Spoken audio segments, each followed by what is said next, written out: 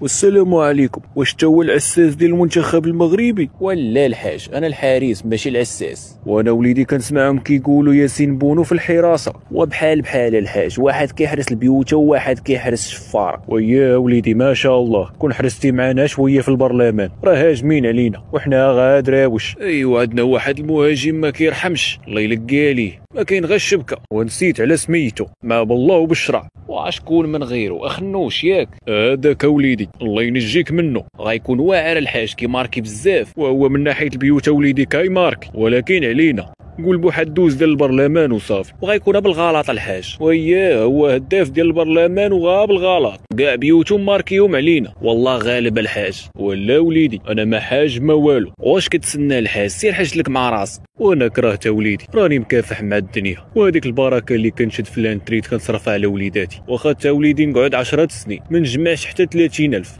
شوف العميد، غتمشي معايا للسعوديه، غتحج لك مع راسك، كلشي على حسابي، ما تخمم حتى حاجه. سير الله يحفظك ليا وليدي، وحق لهم كيقولوا عليك مول التفرنيسه، سير كيما فرحتيني الله يفرحك. لا الحاج مول الضحكه.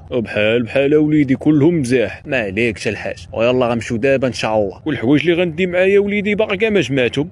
يلا الحاج كلشي كاين، ما تخمم حتى حاجه. وشوف وليدي واخا ندي معايا الكيس راه ما عندهمش في السعوديه، وانا راه ما كندوش الا ما كانش الكيس.